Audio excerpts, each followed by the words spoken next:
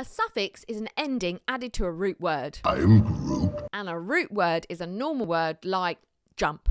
A root word can have a starting added called a prefix or an ending added called a suffix. In year 1, your child will work through simple suffixes that are added to root words without changing its spelling. So jump becomes jumped, or hunt becomes hunting, or build becomes builder.